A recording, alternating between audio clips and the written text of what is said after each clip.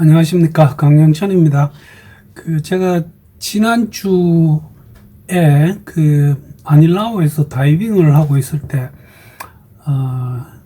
급한 어떤 연락을 받았습니다. 어떤 다이버가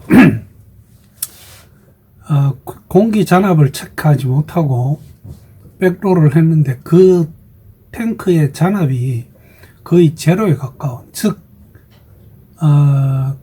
실린더를 교환하지 않고 그냥 둔 것을 이 다이버가 다시 메고 백로를 해서 들어갔던, 그리고 바닥에서 금방 들어가자마자 이런 사고가 났습니다. 공기가 떨어지니까 급하게 상승을 해야 되고, 그 당시에는 아마 같이 들어갔던 버디 혹은 가이드 강사분께서 공기 공유를 하면서 수면에 상승을 했다고 합니다.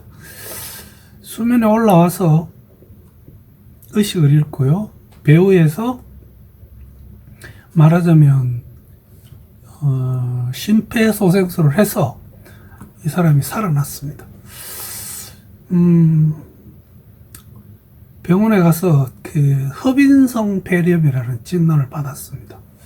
그래서 우리가 많은 다이빙을 하면서 항상 잘 하고 있습니다. 그러니까 대부분, 거의 모든 다이버들이 하고 있는 어떤 입수하기 전에 해야 하는 1번, 2번, 3번의 단계, 이것을 가끔 빠뜨리면서 사고가 납니다. 그래서 제 기억으로는 이 비유사한 사건에 대한 두 가지 경우를 이미 제가 팔라우에서 한번 있었던 것과 인도네시아 코모도에서 있었던 사건을 제가 유튜브에서 소개해드린 기억이 납니다.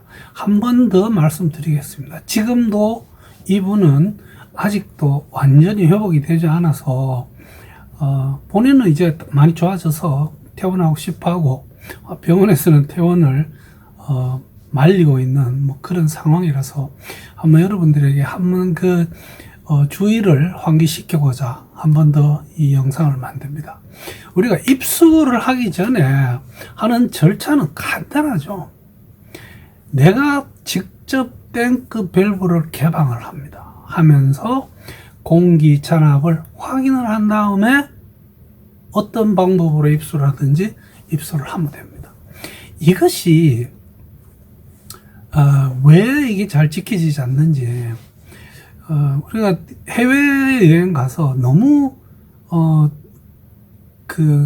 현지에 있는 다이브 마스터나 보트의 캡틴, 보트의 보트맨들이 해주는 것에 의지를 하고 있지 않는지 한번 잘 생각해 보시기 바랍니다. 반드시 본인의 공기가 얼마나 들어있는지 확인을 하고 들어가야 됩니다. 그냥 지나가는 이야기로 이번에 아닐라오 갔을 때 우리 폰이라는 별명을 가지신 홍 교수님께서는 저희들이 마지막 날 다이빙 하기 전에 아이고 공기가 이거밖에 없는데 내가 들어가도 돼요라고 문제를 제기했습니다. 그때 180바 정도 들어있었습니다. 중요한 것은 그분이 입수하기 전에 이것을 확인했다는 겁니다. 내한테 지금 180바가 있으니까 내가 다이빙하는 수심에서 얼마나 있을지는 내가 잘 알고 있습니다. 그리고 주변에서 그거에 대해서 염두를 두고 물속에서 공기 잔압을 체크하면서 다이빙을 즐길 수가 있죠. 그러나 그것을 하지 않았을 때 이런 일이 벌어졌습니다. 이분은 병원에 갔는데 한쪽 폐에 물이 찼습니다. 그래서 소위 말하는 허빈성 폐렴이 왔습니다. 사람이 우리가 소위 말해서 익사라고 하면 drowned 이렇게 표현하죠. 혹은 drowning, 익수하는 것. 그러나 물에는 빠졌지만 사망하지 않으면 익수, 유사, 익사 이런 식의 단어들을 쓰죠. 그래서 물에 그냥 빠진 상태, 익수해서 살아났지만 2차적으로 사망에 오는 대부분 경우가 바로 이 허빈성 폐렴이고, 저희들이 응급처치 과정에서 이것을 다룰 때 강조하는 것 중에 하나가 물에 빠진 사람을 건져냈을 때 본인은 첫 번째로 쪽팔려서 그냥 괜찮다고 털고 집에 가려고 합니다. 이거 그냥 집에 보내면 집에 가서 사고로 이어집니다. 반드시 병원에 가서 확인하고 만약에 실제 폐에 물이 차 있는 그런 흡인성 폐렴이라고 하는 진단이 내려지면 꽤 장기간 치료를 받아야지 그 폐가 회복이 됩니다.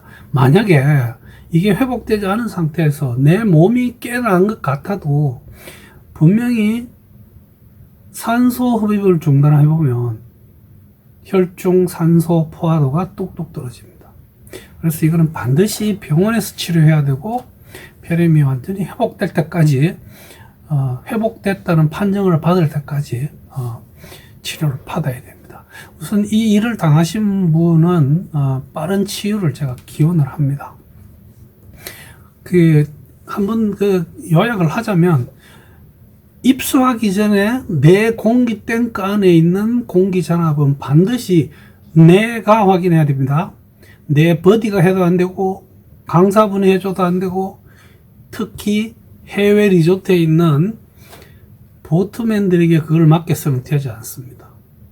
보트맨들, 리조트에서 일하시는 스태프들, 보트맨들, 이분들에게는 다이빙 보트에 그 일을 맡길 때는 충분한 교육을 하고 시켜야 됩니다. 이번 여행에서도 제 최효숙 트레이너의 호흡기가 좌우가 뒤집어져서 붙어 있는 것을 2번이나 저희들이 봤습니다. 할 줄 모르는 사람들이 하는 거죠. 이 사람들은 탱크 밴드의 높이도 모르고 잔압 체크하는 것도 모르고 모르는 사람들이 그 배를 몹니다. 이런 분들이 배를 타서는 안 됩니다. 여러분, 다이빙은 안전한 레포츠입니다. 반드시 우리가 지켜야 될 순서 1, 2, 3을 다 지킨 다음에 다이빙을 하면 우리가 안전하게 다이빙을 즐길 수 있겠습니다. 이번에 그 사고 당하신 분 다행히 잘 회복이 되고 있어서 빠른 완전 쾌유를 기원하면서 간단한 영상을 만들어 봤습니다. 여러분 시청해 주셔서 대단히 감사합니다.